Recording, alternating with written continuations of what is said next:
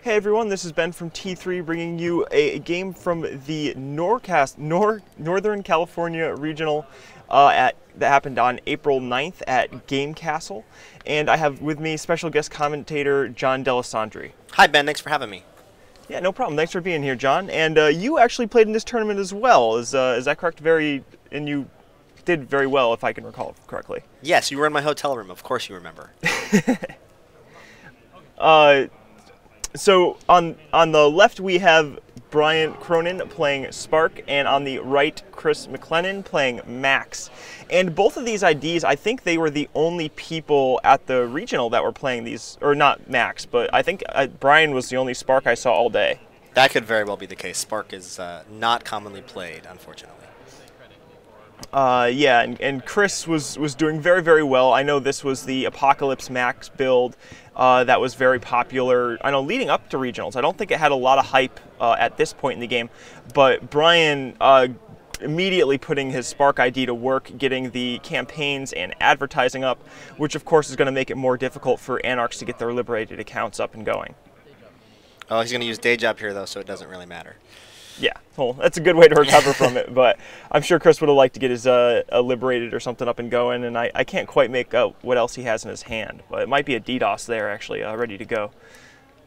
So I have no idea what Brian's playing. I know that Noah had put together a Spark deck, right? Or was it a Sync deck? Noah, I think, was Sync. It was Sync. So I have no idea what this Spark deck is planning to do, but obviously we can expect a lot of advertisements, like you said, to maximize his ability, probably pop-up windows, the launch campaigns, those kind of things that you've seen a couple of already. And the question is, how is he going to use that to actually win the game, right? Just because he's taken a couple credits from the runner, he's got to find somebody to leverage that and win the game. So I'm excited to see what his plan how to do that is. Oh, for sure. Oh, and right off the bat, we're going to see that Siphon, and that's going to make it really hard to leverage that economy. That was a big swing that I don't think Spark wanted to see this early.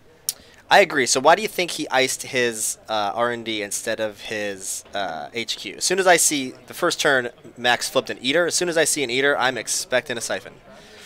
Yeah, I feel like Brian was just expecting, Kris only is likely playing 2 Siphons here, so I think Brian was just trying to ice up R&D in the first turn and get his campaigns up to at least deny Kris a little bit of money and make it slower for Max, and hope he doesn't have one of the 2 Siphons in his hand already. Because he iced up immediately after, well, he also got siphoned already, but, icing up HQ immediately, he clearly had the ice.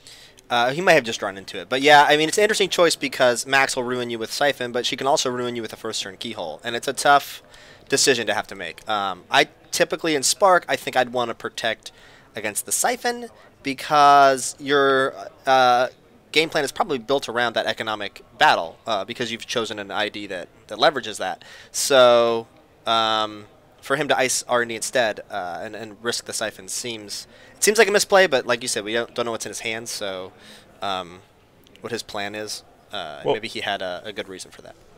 Well, he had an NAPD, so that's that's not the greatest. Although when Kris only has $3 after rezzing those 2 assets on the first turn, I guess the NAPD doesn't matter if it's sitting in your hand. But I think you're right here. I mean, like, it's either way though, the Keyhole is in faction, so I feel like you're more likely to get a Keyhole out of Max than you are Siphon, especially first turn. Even though Max does get the extra hand size, and you might have some recursion tricks, it increases the odds a little bit, I guess, because then you can also take into account the discarded cards. But I don't know. I guess I just take the Keyhole. The in-faction option is usually the best, right? I mean, like in Criminal, you're going to always protect against the Siphon because you're playing Criminal. So in Anarch, are you going to still protect against the 4-influence Siphon, or are you going to go with the free Keyhole, Well, like I said, if I see Max, I usually prioritize defending HQ first. And it depends. Maybe his only ices are pop-ups, and so he felt putting a pop-up down is not going to really be any good. So there's a pop-up on R&D and a pop-up on HQ, and neither one's going to stop a Siphon. So that could very well be the case. We don't actually know what that ice is that's on R&D, and if it's not an end-the-run ice, then I could see why he would leave HQ open maybe. But still, I like the threat of the face-down ice. It makes him at least get to his Eater or his Faust, unless he wants to try to blind Siphon you, which typically he's not going to want to waste one of his 2 Siphons if he doesn't know he can land it. And the other thing to consider is that Keyhole costs 4 to play, and Brian started off dropping him down to 3 credits, if I remember correctly. So there is another reason that you're not as worried about Keyhole early on. And here comes another Siphon through the pop-up window. See, I think I would have left that ice unresed, although when he's at no credits, he probably wants to res it to get some money going, but because he knows he's going to be able to either same old Siphon or deja vu Siphon, at this point, once the first Siphon lands, you can expect them to keep coming back with regularity. It might be better to just only, leave that ice unresed until he gets an actual breaker to deter the easy Siphon plays. Because a face down ice is more, it can be a number of end the run things, even if it's not in actuality. Okay, so here we see it actually was resistor. So, yeah, not putting that end the run ice on HQ. It's not true end the run, so if he wants to Siphon through it, if he has enough money, he can pay, but if he doesn't have a breaker, Brian could just dump his money into the end the run anyway, just to deny Kris from getting it. So I feel like putting the resistor on HQ would have been way better here, but we'll see how the game plays out. Maybe that might be Brian's mistake that really cost him the game here. It could be. I mean, like, that 10 credits is a pretty big swing. We mentioned that before. And then here we go, getting the Liberated up and going, and we've seen a bunch of stuff get discarded for Max's ability, including one of those DDoSes I see way back when. That's the other thing about putting the first ice on HQ. It might not matter. If he has a DDoS, he actually needs 2 ice to even be able to stop a Siphon. So there's also that to consider, that maybe he just thinks it's not worth trying to double ice HQ early, and he let it go. It looks like Brian does have 2 ice in his hand. I think there's an Archangel, and I can't quite make out the other piece of ice, and along with some product placements. So Brian might be able to start getting his recovery up now that he has 2 ice in front of HQ. He still has to worry about the DDoS threat, of course, but he can at least start getting more ice out, but opting, in this case, I believe that was the pop-up or the advertisement under the resistor. Yeah, probably product placement. That's good. When Kris runs, he can res it to make him lose a credit, and then he's going to get some credits himself. So that'd be a nice swing. The problem is that, if there's a Sansan. So that's obviously his plan, is probably to make the runner too poor to deal with everything. There's a lot of small taxes NAPDs and Sansans and things like that. So he's just going to try to leverage that Spark ability and maybe use Sansan to score like Astroscripts and powerful agendas, and try to win with the scoring plan. So if that's the case, letting a Siphon go is going to make this way harder for him, right? Because before that Siphon was landed, they were economic parity, but now he's way behind. Yeah, and I know Brian had told me at the regional that all day he was bluffing out Astroscripts out of sync, or out of Spark, excuse me. And that's just something people would always assume it was a product placement, or always assume it was a campaign of some sort, so they would never run it. And he had a lot of success here. But right now, with Kris having the money to trash all these assets, I don't think Brian has that little bit of trickery, because if you can bluff out the Astroscript first turn, you basically are forcing the runner to check all of the assets. So that can cause a lot of tempo loss for the runner too. And that isn't how this game started going, with even from the first turn, installing 2 cards and then rezzing them both.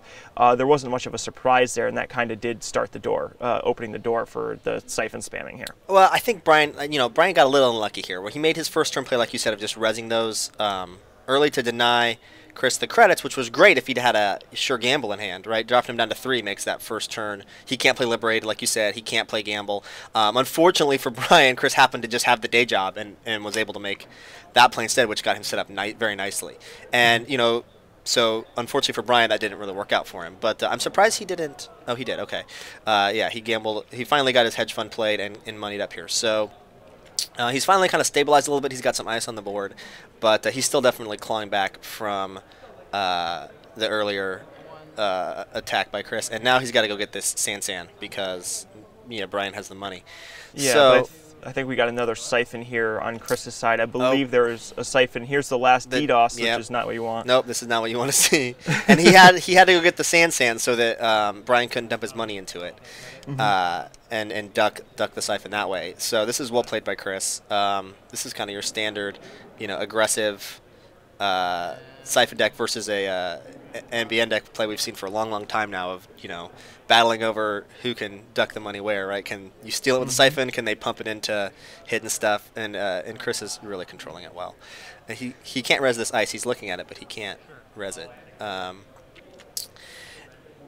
The thing is you notice that Kris has basically stayed away from R&D now. So I don't know that putting the product placement on R&D was the best choice. He might have been better off sticking it down on the sand actually, to get some value out of Kris running that. That's true. I mean, Resistor right now is your only res piece of end the run ice, so the product placement there, I guess I would have to assume Brian doesn't have a lot of agendas in his hand. That's why he's opting to protect R&D more than HQ, but I'm not really sure. Really the only downside here is that Brian doesn't. Well, you lost the money advantage, right? And but Kris is only up 2 points, and those points are coming from an NAPD. And so this is NBN. Yeah, he still has all his best agendas left in the deck if he can find a way to get them. The thing he has to worry about is that, if he's put Kris on it, is Apocalypse. He should know is probably where the last of that influence is going, and so he's got to be concerned about that. Now, Kris doesn't have any real breakers yet, and he did ice Archives to kind of guard against the retrieval run play, depending on what's actually there. But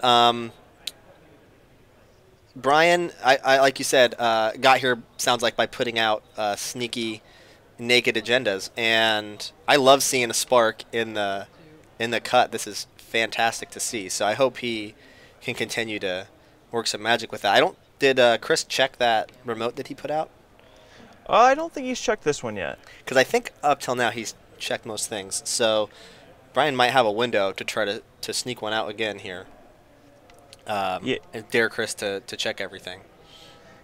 Yeah, I think Kris is just banking on Brian not wanting to go to $0, but if $0 gets you an Astroscript, that seems pretty good. Well, not now that Turntable's out, unfortunately. Oh, that's true. We're right that getting an Astro token now is not nearly as good. He still wants to do it if he can, but you then might use it immediately to just score a Beal or something else instead of saving it for another Astro. And he does actually check this, so yeah, Brian is checking to see if Kris will run these remotes, and it looks like he pretty much has checked most things that have come out. So Brian's probably not going to want to risk throwing out a naked agenda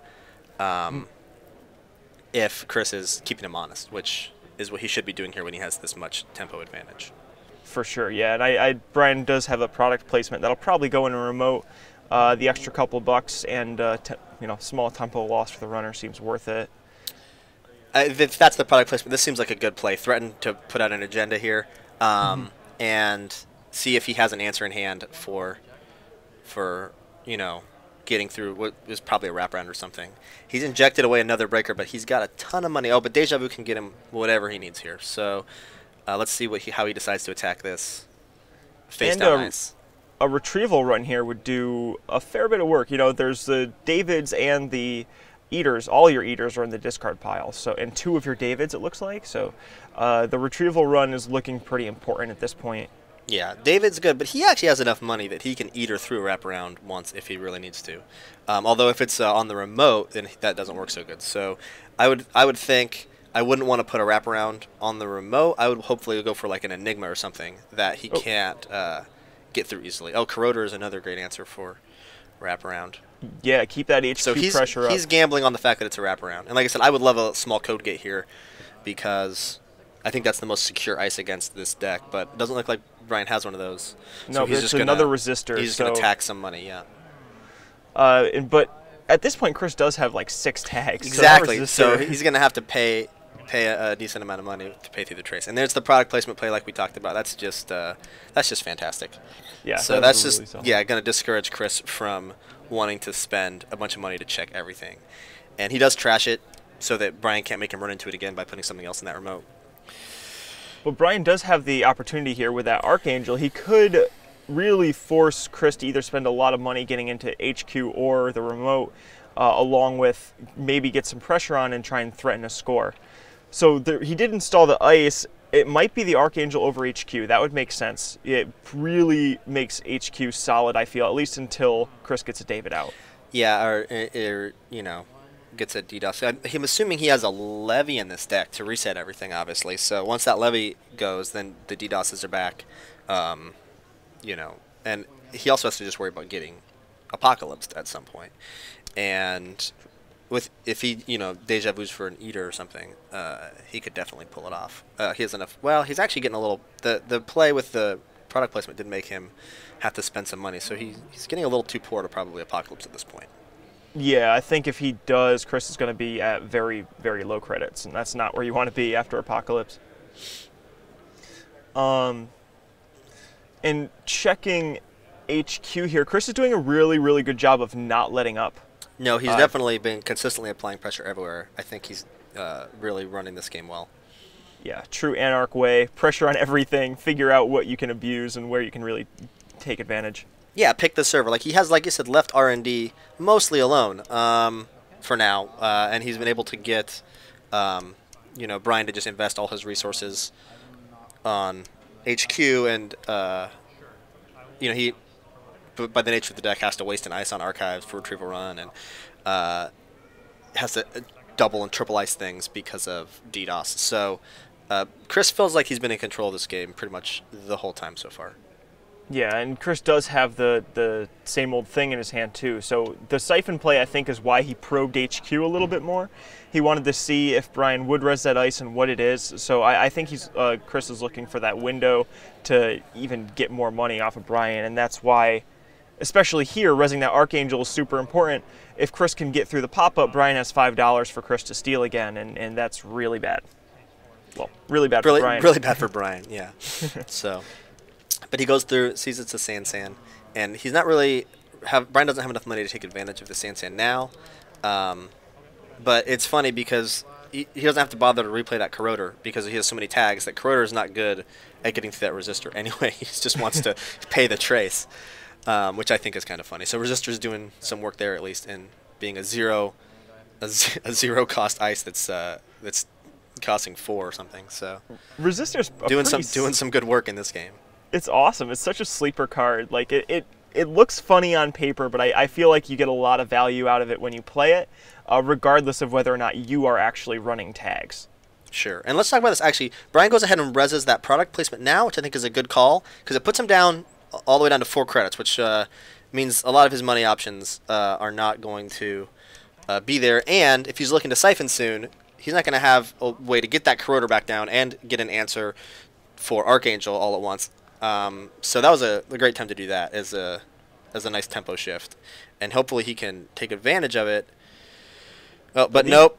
Day job. Tons of money. Just this deck just has tons of money. Every time you think Brian might be getting an edge back, Kris just has an answer. So there's got to be a levy coming soon. I don't see it in his discard pile at all, so I assume it is in his hand or in his it's got to be in his hand now. And so you expect that to happen since he's out of cards to happen now, I would think. But we also haven't seen that. Oh, there's the retrieval. But first, yes, to say that. Time to make use of that giant heap before you levy, and this is the right thing to do for sure. Kris showing how to pilot this deck, and I'm surprised he goes for David here over Eater. He probably is feeling too poor to leverage Eater, and he really wants to get this Siphon off. And right now he can use David both for the Archangel and the wraparound. So this is a good play if he's looking to Siphon before he levies. I could see same old Siphon here, but I could also see the levy, But no, same old Siphon gives you the money. Oh, I guess not. Checking R&D instead, so. Opting not. But that David could work against the the resistor now if you really need to, I guess, right? If the tables get turned and Brian all of a sudden has the money. It even goes through that at this point, yeah. That's pretty funny. I don't know if he wants to run through to get more ice resed for I wonder if he's going to try to apocalypse before he Tollbooth spending all his money for Booth. That's going to make Apocalypse hard to do, but really worth doing if he can. Yeah, especially Brian has a lot of good ice rezzed and on the board. Maybe not the most expensive stuff, but the pop-ups and the resistors are getting huge value out of. The Tollbooth and the Archangel, of course. Like, yeah, everything is a pain for Kris to deal with here. I mean, David is a great answer, but it's a very limited answer. It is not going to get him many accesses. Right now he could run. He could basically get into HQ once and R&D once, and that's it. And he has to pay through a resistor to do it, so it's a terrible. But that works for Apocalypse. But he could do it. That's what's important, right? David. He needs. He has just enough to pay through the 2 pop-ups. Apocalypse costs money to play, though, doesn't it? So he needs some more bucks. So he's gonna get some more money here. I think, to me, it looks like he definitely is setting up to Apocalypse. I hope we see an Apocalypse. I'm so excited. Apocalypse. Oh, me too. We'll see. I don't know. Not for Brian. Poor Brian. If it happens, but I don't know. I haven't seen this Apocalypse Max deck in quite some time. Like, I feel like the last time I saw it a lot was at Worlds, and I saw it a few times, during the day. But since then, I haven't seen it a lot. So I'm kind of impressed that it was able to still be so successful. I don't remember seeing an Apocalypse one. I know that Min brought a very successful DLR one that was pretty brutal, and then I believe that Dean was playing an Apocalypse one during the Store Champ season this year that got talked about a lot because it was crazy aggressive and good. And so I don't remember who actually originally put together this list that Kris is playing. I know he gave credit to somebody, I believe. But Kris was playing this, I think, most of the Store Champ season this year, and he obviously has learned to run it really well because he has definitely been putting the pressure on everywhere, and Brian has constantly, to me, looked like he's been scrambling to have an answer. Yeah, and I don't think Kris has actually discarded cards this game. He's never overdrawn. He's always used his max ability very well, and even like waiting this long on 0 cards, he's trying to get the most out of what he had left. Like, use that liberated to the fullest extent, build his money back up. I think this is going to be the 2nd or 3rd turn where Max doesn't trigger, but he's just kind of reestablishing himself before the levy so he can go back in and do it again, or Apocalypse or what have you. So there's definitely a lot of experience going into piloting this deck, and he's showing that very well. Yeah, it's a good question. If he Apocalypses, he does lose his turntable, which is his best counter to escort Astro right now, which Brian doesn't have yet, but turntable is kind of making him have to kind of be wary of holding an Astro token if he gets one. So I don't know if he has another backup turntable if he Apocalypses first one away, but we'll see. He might be going for it right here. Let's find out. He's gonna, because those David counters are getting used, and he's not even siphoning or anything. So yeah, this is an HQ run. I mean, now that he's got the money, this seems like Apocalypse in time. Oh so. yeah. Oh, is he rolling his ring? Oh, another NAPD. He's gonna figure out if he has enough money to steal this and still Apocalypse. I bet you. That's tough. Look at those nice alt art. He doesn't.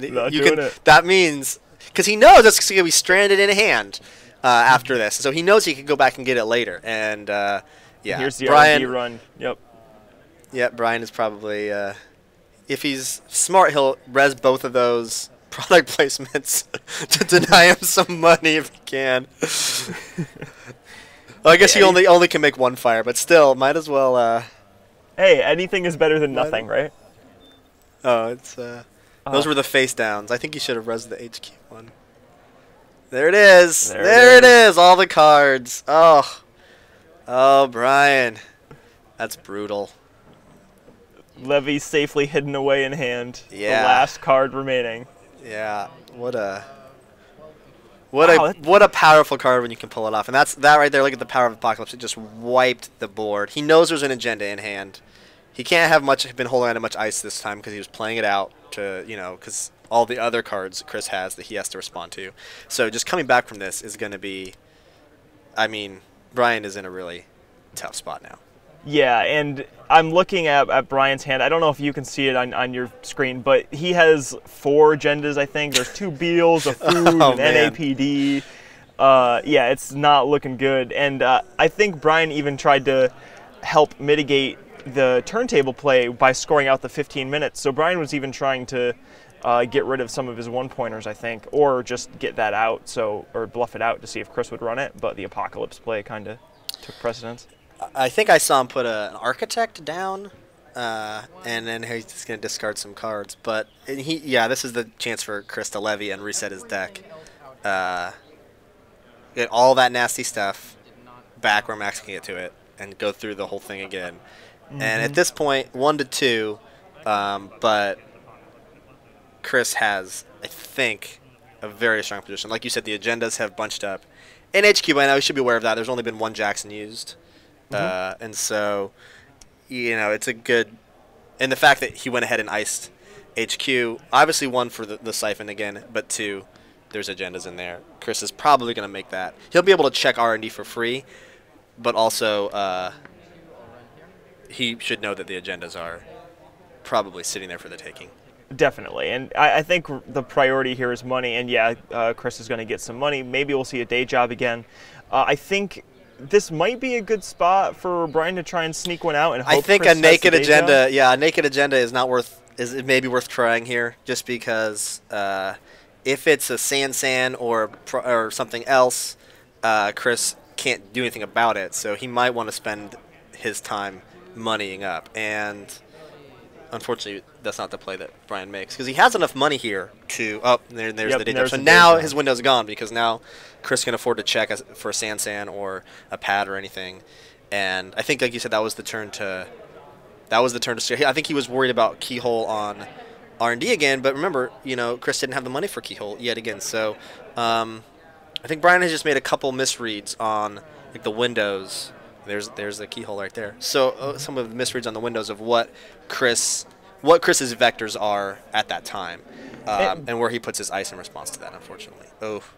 Yeah, I think you're right, and I feel like, especially after the Apocalypse, I think Brian's rattled a little bit on tilt. Yeah. He's just trying to make up for what happened instead of trying to see what he can do at this point. Yeah, he's definitely playing scrambling defensively, right? Thinking in those terms instead of making any aggressive plays.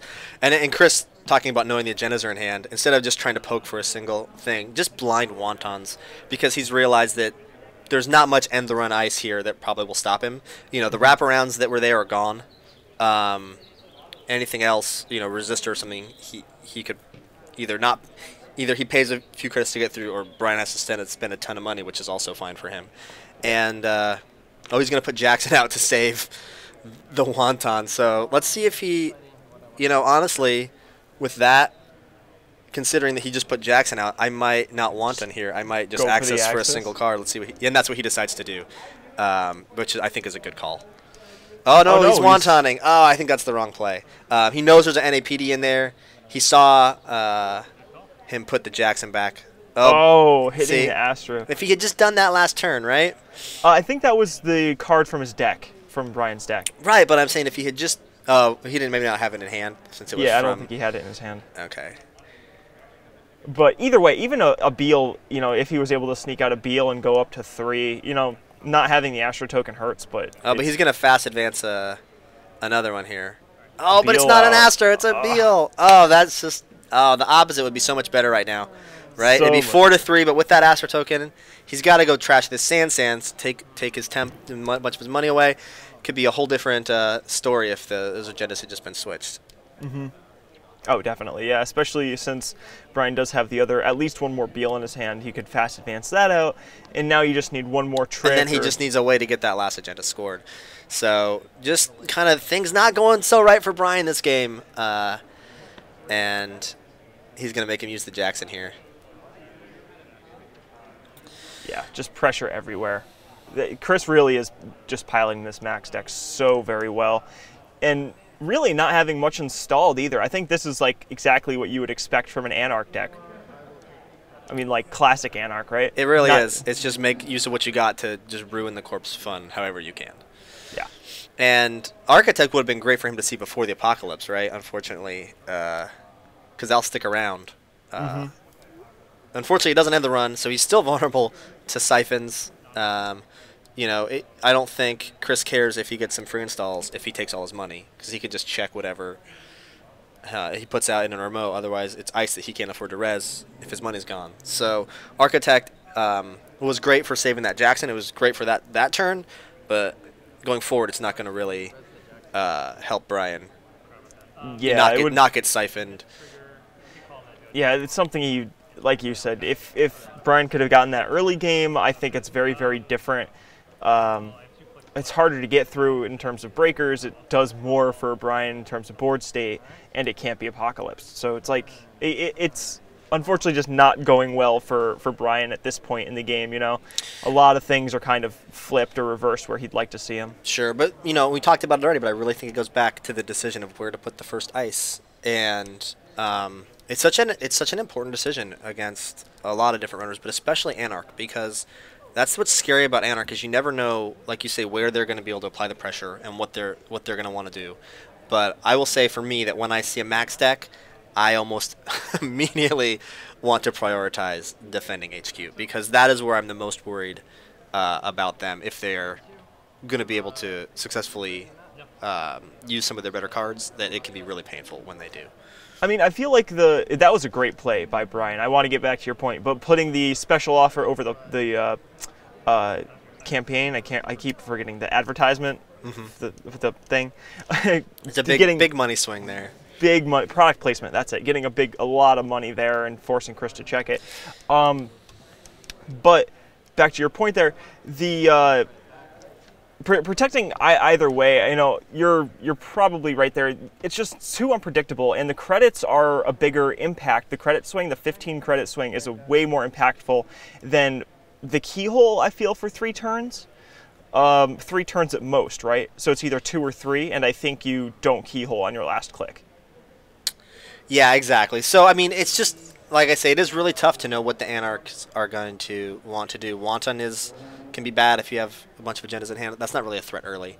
But, maybe they're on medium, and medium digs early are also dangerous. So that is why Anarch is so great, is because, typically against a criminal, that they're going to prioritize HQ. And typically against a shaper, you can assume they're going to have cards that are going to prioritize R&D. But Anarchs can go anywhere, and they can do scary things to all the servers. So it's really tough at the beginning of the game to make a good decision about where to best allocate your defenses. And I think that the key moment of this game was really Brian's turn 1 and what ice he put down where. And he's done a great job of trying to fight back against this relentless max pressure, but it still is not looking too good for Brian. Yeah, but he's fought his way back into money. No, it's been impressive. Yeah, like you said, that special offer play was great, and now he's going to just put a bunch of things out, see what Kris wants to do about it. And all the campaigns. He just rezzes all the things. Maybe. And now Hacktivist just trashed his hand to do this, right? Right. So he must have not had anything that he was super worried about losing, or he's just planning to Jackson it away anyway, if it's an agenda. I think he's Jacksoning it to safety here. Oh, but those again, day jobs always show up when he needs them, huh? Well, no, this was the thing, though. Is last turn, Kris deja vu'd the day job. Oh, he set up for it. I missed it because I was rambling about stuff. Okay. No, but it's like that was a subtle little play. Kris needed the money, but again, it's like, I don't know about deja vu for day job, because that's a deja vu, which is an important card, and then a lot of clicks. I mean, he spends 2 and 2 clicks to make 8, so he netted 6 for 5 clicks. Like, that's not much better than just straight up clicking for credits, and you used a deja vu. So I honestly, maybe it's the right call here, but that to me is a very interesting play, I guess, right? Well, I think it's interesting, but I think that might have been Kris's best option, because maybe it was while he had to, and he just needs to get some money to. That spark ability has been sucking away credits here and there. So Brian's ID is doing stuff, but unfortunately, every time Kris has been vulnerable, he's been able to have a great answer. So Kris is doing well. But see, that deja vu could have just been another Siphon, and he can Siphon right through Architect. So well, now he has the Mimic, so the Architect doesn't matter at all. But I don't know. See, the reason I think the day job is a good play, because right now Kris just drew his liberated accounts, and even so the economy is day job, sure gamble, liberated accounts, and Siphon. Yeah. I mean, you need a Siphon, right? So you're looking for either 1 out of 2 cards in your deck. and that was a successful Siphon, I believe here. Sorry for that video jump. But for Kris being able to go from essentially 2 to 10, the Liberated is turned back on. That fuels the rest of his economy, lets him get the Mimic out and Siphon safely. And I think in the long term, even though it's not, the value isn't that great on paper, I think that's kind of what Kris needed at the time. Yeah, maybe it was the right play at the time. And I don't know. I think Brian, when he discarded for Hacktivist, accidentally discarded an agenda face up. I don't know if Kris saw that or not, but the game, I think, is just right there for the taking in Archives, unless he has the Last Jackson, which he does. So not quite there yet. But Brian's keep going with these Sands, really forcing Kris to check every single remote and trying to tax him out. And I think at this point, Brian is trying to hold out and wait for Max to deck itself and hope that Brian's servers or something, or can withstand whatever is left. Yeah, whatever Kris ends up. That could work, honestly, if he's used up all his cards. The only problem is that a lot of his ice, a lot of his ice doesn't really end the run. So even if Kris doesn't have any, wheel breakers, he might still be able to just sneak. He only needs one more agenda. He might just be able to sneak that out of anywhere. He can run through an Architect. He has Mimic, so it doesn't matter. But even without it, so Brian's in a precarious position here, and he needs to score 4 points still. So. I'm not sure if do you think the Sands are the best bet? Oh, and we got sneaking out an Explodapalooza. No, Beal. There we go. So Brian's now at 5 points. Do you think the Resistor, would have been a good play here since Kris has 10 tags? Yeah, Resistor's still a good ice, but Kris can't just pay through it. Yeah, is the thing. Like it ends the run, but not if Kris actually has money. But if like you say, if your plan is to wait out the deck, by the time he gets to the end of the deck, he might not have any money because he is playing at Spark. So Kris is doing what he has to do and just fighting through R&D pop up, and there he finally gets it. But Brian had a great chance to maybe come back there with some good plays. Well fought, Brian, for sure. Yeah. Crawling the way back, after all of the Siphons, there was 5 account Siphons that Kris landed. And an Apocalypse. And an Apocalypse. That is just a crazy amount of denial coming from him. And I think we asked at the beginning of the game what Brian's plan was. It looked like you said it was just to use that Spark tax to make it so that they can't afford to just trash all the stuff, bring the Sands back over and over again, and just all that annoying ice, Archangels, Tollbooths. And just, like you said, even sneaking out agendas just naked because they are going to have to give up checking and trashing all the product placements and pad campaigns. And it seems like Brian was playing the deck very well. So I was excited to see him make it to the cut with a little different deck than what we saw at the other tables. Me too, and both of these decks piloted very, very, very well. Honestly, I don't think, aside from maybe 1 or 2 misplays on Brian's side, I think both of these decks were piloted almost masterfully, especially on the Max side. Pressure everywhere, and knowing where and how to leverage it, and Brian being able to fight his way back with the not great start he had from the beginning. I agree. Excellent play by both players. Yeah, so that's just the start of what we have for top 8. Please check back soon. I have a lot more games from this regional, including the finals and grand finals. Thank you very much, Jon, for commenting this one with me. Thanks for having me, Ben. Thank you very much, everyone. Catch you on the next one.